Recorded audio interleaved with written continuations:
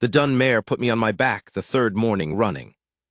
I lay in the dirt of the south corral and stared up at a sky so blue it hurt, listening to her circle the fence at a high trot, blowing hard through her nose, and I thought, this is what you get for taking Harlan Briggs's money. My name is Cole Reardon. I was 41 years old that summer, and I'd been breaking horses since I was 14, which meant nearly 30 years of reading an animal's mind before it knew its own mind. I was good at it. Not famous good, not the kind of good a man brags on. Just the kind where the ranchers in 3 counties knew my name and sent for me when they had something they couldn't figure, and I always went, and I always figured it. I hadn't been thrown in 6 years. The mare was something else. 16 hands of iron-shouldered done, a blaze the shape of a bent finger running down her face, and eyes that looked at you like she was measuring exactly how much damage she could do and deciding whether it was worth her time. Harlan had bought her out of a Cheyenne auction for a sum I didn't ask about and shipped her down by rail. She'd already put 2 of his ranch hands in the dirt, one of them twice. He called her Duchess, which was the most wrong name I'd ever heard for a horse. I called her nothing. You don't name a thing you're at war with. I got up, brushed the caliche off my shirt, and found my hat 8 feet away against the rail. The mare watched me from the far end of the corral. She had stopped circling. Her ears were forward, reading me. "All right," I said low. Not to her exactly, just out loud. That was the morning Nora Briggs rode in. I heard the hooves on the hard pan before I saw her, a leggy buckskin coming fast down the road from the east, moving loose and easy the way a horse moves when its rider isn't pulling on it. She pulled up at the gate and dropped off in one motion, not waiting for the horse to stop full, just rolling with it, and she had the buckskin tied before I'd crossed the corral yard. "You're the horse breaker," she said. "Cole Reardon." "I know who you are." She looked past me at the dun. "My father's mare." "That's her. She throw you. Once or twice this week." She looked at me then. Not the way women usually looked at me, which was mostly a kind of polite patience while they waited to talk to whoever they'd actually come to see, but flat and direct, the way a man sizes up another man's work. She was maybe 28, 29. Dark hair pulled back hard and dusty from the ride. She had her father's jaw, but none of his softness. Harlan Briggs was the kind of fat, glad-handing rancher who smiled at everybody and owed money to half of them. His daughter looked like she'd been cut out of something harder. "She won't be tamed," Nora Briggs said. "Every horse can be worked." "Not tamed, worked, sure, but she won't be tamed." She said it again, and she meant something specific by it. I could tell a difference that mattered to her. "There's a difference." "I know there is." She looked at me a little longer than was comfortable, the way people do when they're deciding whether to say the rest of whatever they're thinking. Then she didn't say it. She went to the buckskin, untied him, and led him around back to the hitching posts without being told where they were. I turned back to the mare. She was still watching me. Harlan Briggs ran cattle and ran debts, and his spread, the 2-bar, sat hard up against a run of broken country where the grass went sparse and rocky about 5 miles east of the Powder River. It was good land when the year was good and killing land when it wasn't, which meant Harlan was forever in the middle of a negotiation he didn't have the cards for. He was a man who'd convinced himself his luck was about to turn. You saw that type on the frontier. They wore it a particular way, a little too generous, laugh a little too loud, pour a little too much whiskey. I'd been at the 2-bar 4 days when Nora rode in. I was sleeping in the bunkhouse, eating at the ranch hands' table and keeping largely to myself, which suited the hands fine. They were a quiet lot, 6 of them, rough and competent and not interested in a visiting specialist who'd been hired around them. I didn't blame them. Nora, I gathered, had been away. She'd gone east the previous winter, Cheyenne or maybe Casper, one of the men said vaguely, not looking up from his plate. To study something or do something, nobody said what. Her mother had died 3 years back.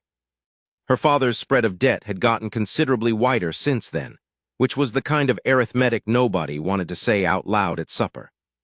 She came to the corral the second morning. I was working the mare on a long line, just asking her to move forward and respond to pressure. Nothing more, the first conversation, not a breaking. The mare was furious about it. She'd pin her ears and cut sideways, try to spin back, and each time I'd just bring the line around easy and ask again. And after a while she'd give me 3 steps in the right direction before going sideways again, and that was progress, and progress was enough. Nora sat on the top rail and watched. She didn't say anything for a long time. "You're patient," she finally said. "It's the only way. My father wants her writable in 2 weeks. Your father can want whatever he likes." She made a sound, not quite a laugh. "He hired you because a man in Laramie told him you could break anything in a fortnight." The man in Laramie was being generous. "Can you do it?" I brought the mare around another circle, watched her ears. "I can get her to a place where a good rider won't get killed. That's not the same as tamed." "No," Nora said, "it isn't." She came every morning after that. She'd sit on the rail or stand against the fence post, sometimes with a cup of coffee, and watch. She didn't ask questions much. She wasn't the kind of person who filled silence with noise. Neither was I, which meant we could spend an hour in each other's company and only exchange a dozen words, and none of it felt like a gap that needed patching. I noticed things about her the way you notice things about a place you're living in, not all at once but piece by piece, each day adding something. The way she moved around the yard with a kind of ownership that had nothing to do with her father's name on the deed. She fixed a gate hinge one afternoon herself rather than waiting for a ranch hand to get to it, just found the tools and did it. She could ride better than any man on the property. I watched her take the buckskin out one evening at a flat run across the north pasture, and there was something in it that looked less like riding and more like the two of them agreeing to go fast at the same time. She wasn't working the horse. She was with the horse. She wasn't with anybody else, far as I could tell. The ranch hands liked her fine but kept their distance. She was the boss's daughter, and they knew their place.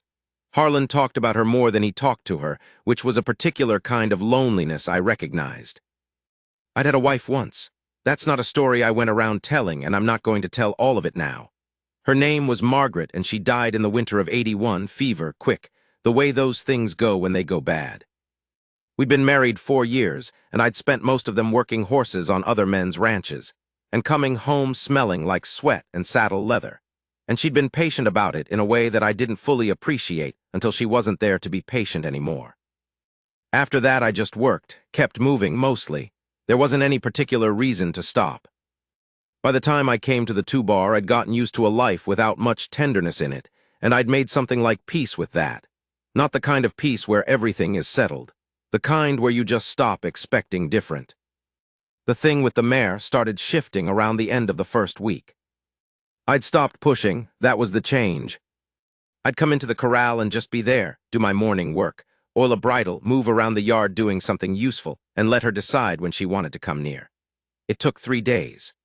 On the morning of the 4th day, she walked over and put her nose on my shoulder from behind, and I didn't move, just kept on with what I was doing, and eventually she pulled her nose back and went away, and that was the beginning of something. Nora was on the fence when it happened. "There it is," she said quietly. "Maybe. You knew she'd come to you if you stopped chasing her." "I figured she might." She turned that over. "Most men would have kept pushing." "Most men think patience is weakness," I said. "Is that what you think?" "I think it's the only real power there is." She looked at me in that flat, direct way. I'd gotten used to it. It didn't make me uncomfortable anymore. It had started to feel like the opposite of uncomfortable, like being looked at honestly for once rather than around or past. "My father's partners are coming at the end of the month," she said after a minute. "A man named Kearns, 3 other investors." I didn't say anything. That was ranch business. "They're going to offer him a buyout," she said it without emotion. "He thinks it's an investment offer. It isn't." "Does he know that?" "He knows what he wants to know." I looked at the mare who'd gone back to her far corner. "Is that why you came back?" She didn't answer right away. "I came back because this is my land too, and nobody was going to look after it but me." She got down off the fence. "My father's a good man who's not very good at the things that matter right now." She said it plain, without cruelty, the way you say a true thing that has no easy fix. "Kearns came on a Tuesday before the end of the month, not with 3 men, with 6. I was in the barn when they rode in, and I stayed in the barn. A man in my position doesn't involve himself in other people's business dealings. But you can hear, in a barn, a good deal of what happens in a ranch yard. And what I heard over the next hour was Harlan Briggs laughing too loud and Kearns talking in the flat, easy way of a man who knows he's holding all the cards and doesn't need to raise his voice.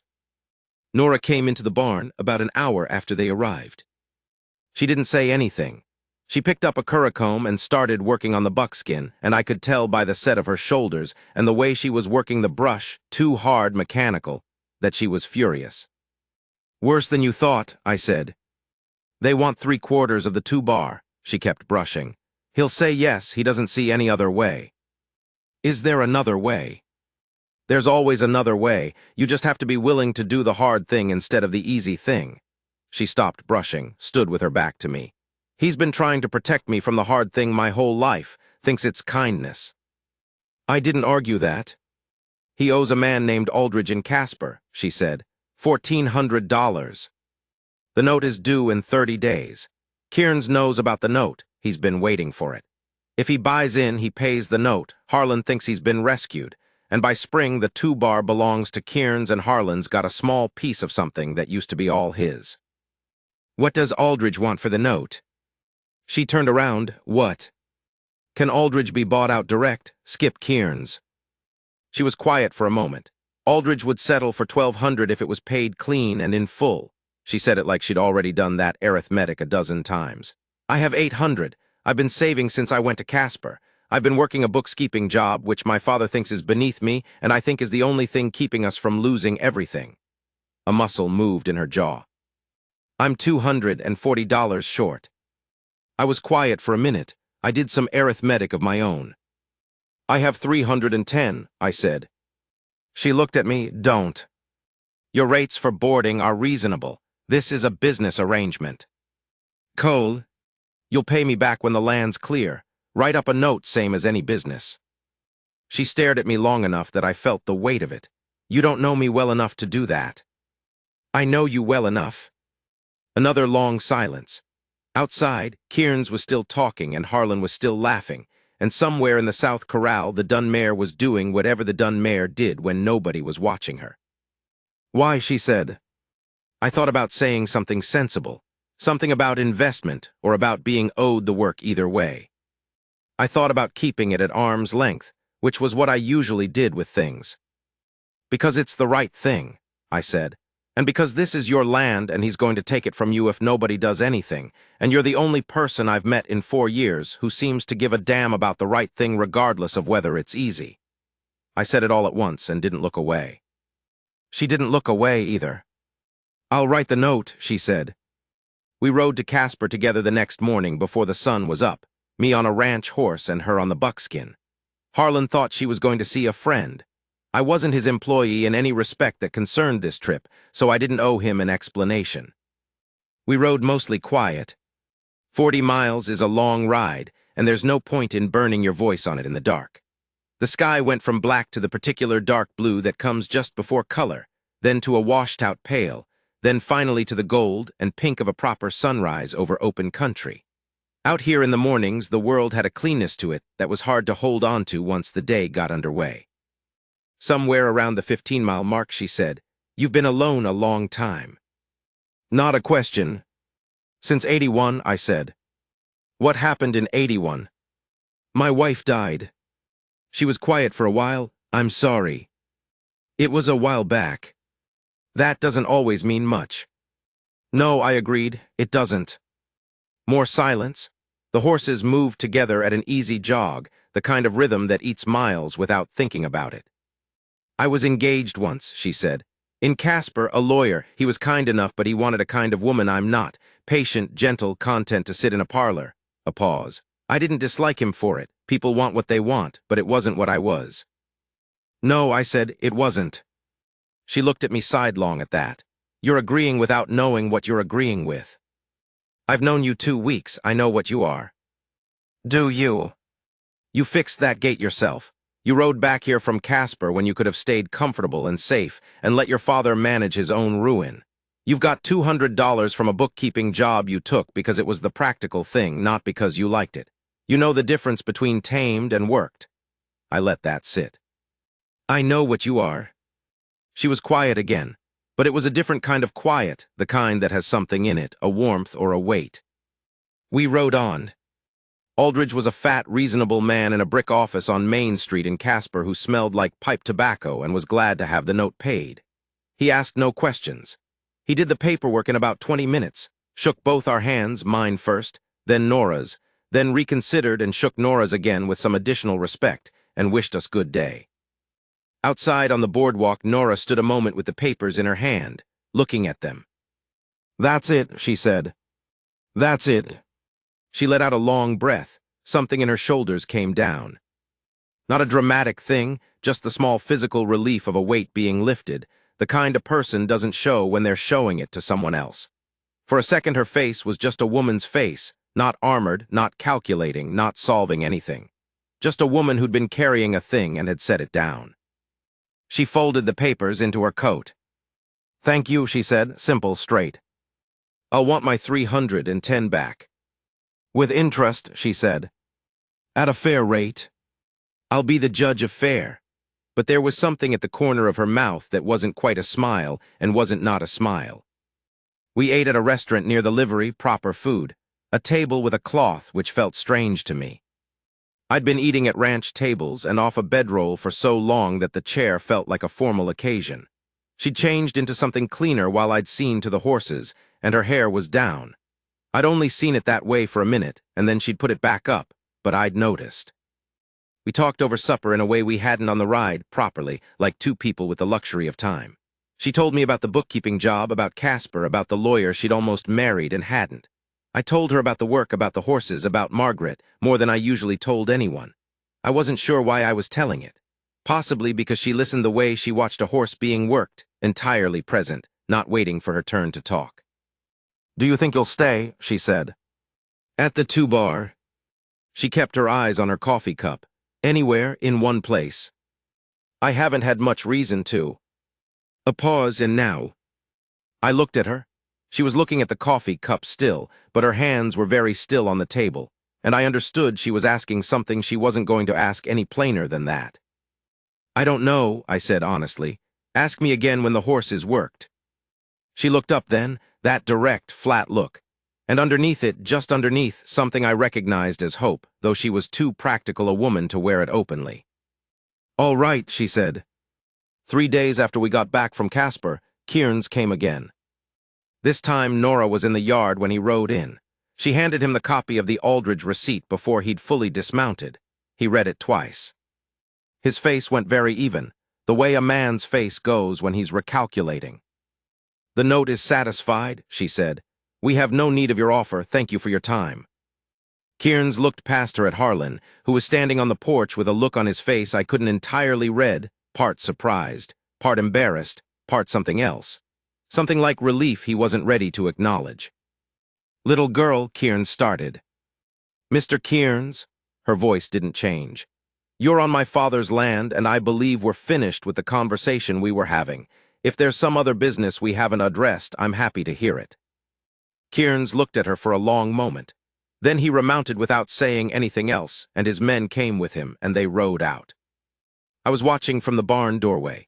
I don't know if I've ever seen anything quite like that. A woman standing in a ranch yard in trail dust, no weapon, nothing in her hands, and a hard man folding up and leaving because she'd been cleaner and more prepared than he was.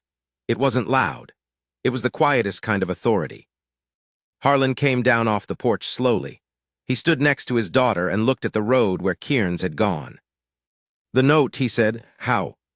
"I'll explain later," she said. "I need to talk to Mr. Reardon about the mare." She came to the corral. The mare had made real progress by then. She'd let me saddle her the day before, not without complaint. She'd pinned her ears and stamped and showed me her teeth, but she'd stood, and she'd let me take the saddle off and put it on again 4 times, which was more than anyone had managed in the months since Harlan had bought her. She wasn't tamed. She was a negotiation, but the negotiation was working.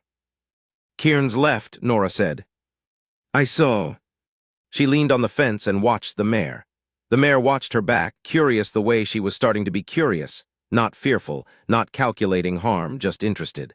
"My father's going to ask me how I got the money for the note." "Tell him the truth."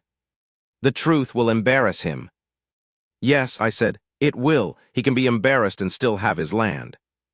"That's a reasonable trade." She was quiet. "He's going to want to do something about it, pay you back himself, make some gesture. He's proud that way." "Tell him to let me finish with the mare and call it square." I wasn't interested in gestures. She looked at me from the side. That's not square, that's short. Then tell him I want a pasture. She turned what? A small one, corner of the east section near that spring, maybe 20 acres, good grass, water. I kept my eyes on the mare. Man can work horses on 20 acres. The silence stretched out, a long one. You said ask you again when the horse was worked, she said. I did. She's not done yet. No, she's not. Nora turned back to the fence. The mare had taken a few steps toward us, slow and easy, her ears moving. She stopped about 10 feet out and just stood there, looking at Nora with what amounted to equine consideration. She likes you, I said. She's been watching you every morning. I've been watching her. I know you have. Nora reached a hand out, slow, palm up. The mare took 2 more steps and put her nose out, not quite touching, just close enough to take the smell. Her nostrils moved. Her eyes were soft. There, I said. Nora didn't move. Her face was still. This is what you do, she said quietly. You just wait for them to come to you. It's what works. On horses. On most things. She was quiet for a moment. Her hand was still out, and the mare was still considering it, and neither of them moved. You know, she said, you are not what I expected a horsebreaker to be. What did you expect? Rougher, less patient, more in love with the violence of it. I'm not in love with the violence of anything. I know, she said, and then she said it again, softer, like she was saying it for herself. I know. The mare put her nose into Nora's palm. Both of them went still. It was just a horse and a woman in a dusty corral. That's all it was, but something in it settled down into my chest like a stone going to the bottom of a clear pool. I rode the mare for the first time on a Thursday, late afternoon, the sun going orange and low over the western hills. She threw me once fast and sideways right out of the gate, a last statement of terms, you might say. I hit the dirt and she stood 10 feet away and looked at me, and I got up and went back to her and she let me remount, and after that we moved. Not well, not at peace, but we moved, a conversation, tense and alive, neither of us fully winning. She had a canter that was something between a freight train and a dream once she decided to go. I felt it like weather, like something bigger than either of us had agreed to. We rode until the light went. When I brought her back to the corral, Nora was sitting on the fence. She'd been there a while, I figured. She didn't say anything when I dismounted, just watched me run my hands over the mare, check her legs, loosen the cinch. She waited until I'd done all of it. Told you, I said. You did. She's not tamed. No, Nora agreed, but she'll do. I looked at her on the fence. The last light was behind her, the sky doing something purple and extravagant that would be gone in 5 minutes, the way those skies are. She was watching the mare, who was watching the middle distance, not bothered. I'll talk to my father tomorrow, Nora said. About the 20 acres. About the 20 acres. A pause. He'll say yes, he'll say it like it's his idea. Another pause. It's what he does. I know what he does. Cole, she said it straight, no other words around it. I looked at her. The light was doing what it does in those last minutes. It was all on her face, that particular warmth that doesn't last. Ask me again tomorrow, I said, when there's more to answer. She nodded. She didn't push it. That was the thing about her, she never pushed. She came to you. Harlan called me into the house the next morning. He was at his desk with his big hands flat on it, and his face arranged into something I recognized as dignity. He'd been briefed by Nora. You could see the embarrassment underneath. A man in his 60s having his ranch saved by his daughter and a horsebreaker he'd hired for a temporary job. He dealt with it the only way a man like that knows how, which was to find a way to be generous. I owe you, he said. You owe me nothing. The rate for the job is the rate for the job. Cole, he stopped, started again. There's a corner of the east section I haven't been able to do much with. Good grass, spring comes up clean. 20 acres, maybe 22. That's generous. It's fair, he said it firmly, meaning it. He needed it to be fair, not generous. I gave him that. We shook hands. Walking out of that house, I felt something I hadn't felt in a while. Not happiness exactly, not yet, that was too big a word. Just the sense of ground under me.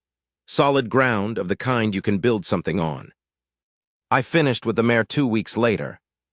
Not finished in the sense of done. You're never truly done with an animal that's worth anything. Finished in the sense that she'd made her decision. She decided to work with me rather than against me, which is a different thing than breaking and a better thing. And she'd carry a rider with competence and with fire, and whoever that rider was had better be someone she respected, or she'd tell them so. Harlan wanted a demonstration. He brought 2 of his ranch hands and stood by the fence in the good clothes he wore when he was performing being a rancher. I rode her out to the end of the south pasture and back, and she moved like she'd been born to it, not tame, not soft, but honest, which is better. He was pleased. "What do you call her?" he asked. "That's not up to me," I said. I looked at Nora. She'd been watching from the far end of the fence. She walked over, stood by the mare's head, put a hand on her neck. The mare didn't flinch. "Nora," her father said. She thought a moment. "Reckless," she said. Harlan made a sound of mild displeasure. "That's a name for a trouble horse." "It is," Nora said. I stayed. Not because it had been agreed upon in words. Because of the 20 acres and the agreement with Harlan, and because I had somewhere to put my kit and a corral to work out of. Those were the practical reasons. There were other reasons I didn't need to state out loud, and nobody asked me to. Through September, I started building a small cabin on the east section. Nothing grand, 2 rooms, a stove, a porch for the morning. The ranch hands helped with the heavy work, easy about it now, no longer treating me like a visitor. Harlan brought lumber in from Casper without being asked, and didn't make a ceremony of it. Nora brought coffee in the mornings. Sometimes she'd sit on the unfinished porch frame and watch me work the way she'd watched me work the mare, entirely present, not needing to fill it with noise. We talked when we had something to say.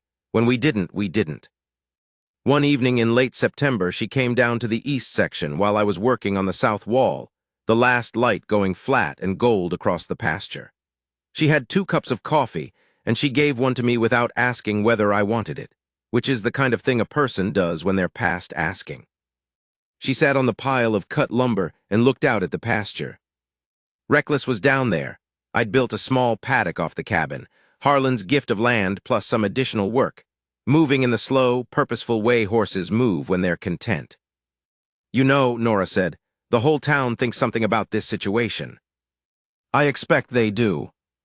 My father's having to explain to everyone who asks that he did, in fact, hire you, and you are, in fact, building a cabin on his east section." "What does he say?" "He says it was his idea." She said it without any sourness, just a fact. I drank the coffee. It was good coffee, better than what I made myself. She'd figured out how I liked it, strong, no sugar, without me saying so. "Nora," I said, "Cole, I am not a young man. Neither am I a young woman. I've been alone a long time, and I've gotten used to some ways I may not be easy to adjust." "I've been told I'm difficult," she said. "I know you are. That's not what you're supposed to say. You've never struck me as someone who wants to be told what she wants to hear." She considered that. "No," she said, "I haven't." She looked at the horse in the pasture. "She chose you in the end, you know, Reckless. She made a choice." "She did. Took her a while. Good things usually do." She was quiet, then she said, looking at the horse and not at me, "The cabin's going to need a better porch. This one's too narrow. You'll want room to sit in the evenings." "Room for 2 chairs," I said. A long beat of silence. "Room for 2 chairs," she agreed. The last sun went off the grass. The horse stood still in the middle distance. The coffee was warm in my hands. That was how it started, which is also how it ended, which is also how things like this simply are, if you're lucky enough to have them. Not a beginning and an ending, but an ongoing state of affairs. A woman who sees what you are and stays anyway. Not because she needs saving, and not because you tamed her, and not because of any story you told about yourself. Because she looked, and she made her decision, and she came to you. The cabin's been finished 8 years now. The porch fits 2 chairs. Reckless is in the east pasture. She's older and she knows it, and she makes no apologies about what she expects.